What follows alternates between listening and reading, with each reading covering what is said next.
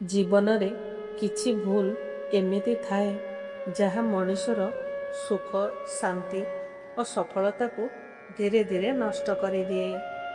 ଆଜି ଶ୍ରୀକୃଷ୍ଣଙ୍କ ବାଣୀରୁ ଜାଣିବା ସେହି 5ଟି ଭୁଲ ଯାହାକୁ ଏଡ଼ାଇଲେ ଜୀବନ ବଦଳି ଯାଇପାରେ। ପ୍ରଥମ, ଅହଙ୍କାର କରନ୍ତୁ ନାହିଁ। ଶ୍ରୀକୃଷ୍ଣ କହନ୍ତି, ଅହଙ୍କାର ମଣିଷର ସବୁଠାରୁ ବଡ଼ ଶତ୍ରୁ। ଯେତେବେଳେ ମଣିଷ ନିଜର ଜ୍ଞାନ, ଧନ, ସୌନ୍ଦର୍ଯ୍ୟ କିମ୍ବା ଶକ୍ତିକୁ ନେଇ ଗର୍ବ କରେ, ସେତେବେଳେ ସେ ନିଜର ଭୁଲକୁ ଦେଖିପାରେ ନାହିଁ। ଧୀରେ ଧୀରେ ସେ ଅନ୍ୟମାନଙ୍କ କଥା ଶୁଣିବା ବନ୍ଦ କରିଦିଏ ଏବଂ ଶିଖିବାର ଇଚ୍ଛା ହରାଇଦିଏ। ମନେ ରଖନ୍ତୁ, ଫଳରେ ଫଳିଥିବା ଗଛ ସବୁବେଳେ ନଇଁଯାଏ। ସେହିପରି ସତ୍ୟ ଜ୍ଞାନୀ ମଣିଷ ସବୁବେଳେ ନମ୍ର ରହେ। ନମ୍ରତା ମଣିଷକୁ ସମ୍ମାନ ଦିଏ, କିନ୍ତୁ ଅହଙ୍କାର ଶେଷରେ ତାକୁ ଏକା କରିଦିଏ। ଦ୍ୱିତୀୟ, କ୍ରୋଧରେ ନିଷ୍ପତ୍ତି ନିଅନ୍ତୁ ନାହିଁ। ଶ୍ରୀକୃଷ୍ଣ କହନ୍ତି, କ୍ରୋଧ ମଣିଷର ବିବେକକୁ ନଷ୍ଟ କରିଦିଏ। ରାଗ ଆସିଲେ ଆମେ ଏମିତି କଥା କହିଦେଉ କିମ୍ବା ଏମିତି ନିଷ୍ପତ୍ତି ନେଇଯାଉ ଯାହା ପରେ ଆମକୁ ଦୁଃଖ ଦିଏ। ସେଥିପାଇଁ ଯେତେବେଳେ ରାଗ ଆସେ, ସଙ୍ଗେ ସଙ୍ଗେ ପ୍ରତିକ୍ରିୟା ଦିଅନ୍ତୁ ନାହିଁ। କିଛି ସମୟ ଶାନ୍ତ ରୁହନ୍ତୁ, ଗଭୀର ନିଶ୍ୱାସ ନିଅନ୍ତୁ ଏବଂ ତାପରେ ନିଷ୍ପତ୍ତି ନିଅନ୍ତୁ। ଶାନ୍ତ ମନରେ ନିଆଯାଇଥିବା ନିଷ୍ପତ୍ତି ଅଧିକ ସଠିକ୍ ହୋଇଥାଏ ଏବଂ ସମ୍ପର୍କକୁ ମଧ୍ୟ ସୁରକ୍ଷିତ ରଖେ। ତୃତୀୟ ଭୁଲ, ଅନ୍ୟ ସହିତ ନିଜକୁ ତୁଳନା କରନ୍ତୁ ନାହିଁ। ପ୍ରତ୍ୟେକ ମଣିଷର ଜୀବନ, ପରିସ୍ଥିତି ଏବଂ ଭାଗ୍ୟ ଅଲଗା ଅଲଗା।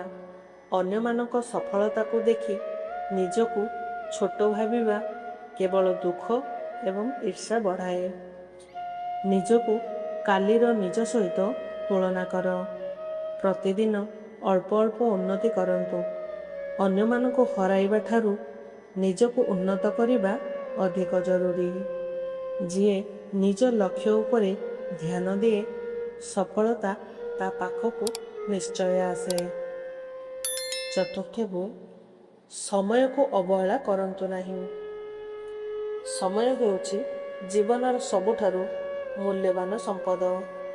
ହରାଇଥିବା ଧନ ପୁଣି ଥରେ ମିଳିପାରେ, କିନ୍ତୁ ଚାଲିଯାଇଥିବା ସମୟ କେବେ ଫେରିଆସେ ନାହିଁ।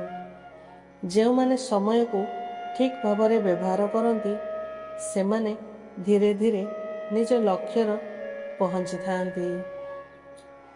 ଆଳସ୍ୟର ବାହାନା ଏବଂ କାମକୁ ପରେ କରିବି ବୋଲି ଭାବିବା ମଣିଷକୁ ପଛକୁ ଟାଣିନିଏ। ଆଜିର କାମ ଆଜି ଶେଷ କରନ୍ତୁ, କାରଣ ଆସନ୍ତାକାଲି କାହା ପାଇଁ ଅପେକ୍ଷା କରେ ନାହିଁ। ପଞ୍ଚମ ଭୁଲ, ଭଗବାନଙ୍କ ଉପରେ ବିଶ୍ୱାସ ହରାନ୍ତୁ ନାହିଁ। ଜୀବନରେ ସୁଖ ଏବଂ ଦୁଃଖ ଦୁହେଁ ଆସିଥାଏ। କଠିନ ସମୟ ଆସିଲେ ଅନେକ ଲୋକ ନିରାଶ ହୋଇ ବିଶ୍ୱାସ ହରାଇ ଦିଅନ୍ତି, କିନ୍ତୁ ଶ୍ରୀକୃଷ୍ଣ କହନ୍ତି, ପ୍ରତ୍ୟେକ କଠିନ ସମୟ ଆମକୁ କିଛି ନା କିଛି ଶିଖାଇବା ପାଇଁ ଆସେ। ଧୈର୍ଯ୍ୟ ରଖନ୍ତୁ, ସତ୍କର୍ମ କରନ୍ତୁ ଏବଂ ଈଶ୍ୱରଙ୍କ ଉପରେ ବିଶ୍ୱାସ ରଖନ୍ତୁ। ସବୁ ପରିସ୍ଥିତି ସବୁବେଳେ ସମାନ ରହେ ନାହିଁ। ଅନ୍ଧକାର ପରେ ଯେପରି ସୂର୍ଯ୍ୟ ଉଦୟ ହୁଏ, ସେହିପରି ଖରାପ ସମୟ ପରେ ଭଲ ସମୟ ମଧ୍ୟ ନିଶ୍ଚୟ ଆସେ। ବନ୍ଧୁଗଣ, ଯଦି ଆପଣ ଜୀବନରେ ଏହି 5ଟି ଭୁଲକୁ ଦୂରେ ରହିଲେ, ତେବେ ଆପଣଙ୍କ ଜୀବନ ଅଧିକ ଶାନ୍ତ, ସୁନ୍ଦର ଏବଂ ସଫଳ ହୋଇପାରେ ଏବଂ ଜୀବନରେ ଅଧିକ ଶାନ୍ତି, ସମ୍ମାନ ଓ ସଫଳତା ପାଇବାର ସମ୍ଭାବନା ବଢ଼ିଯାଇଥାଏ।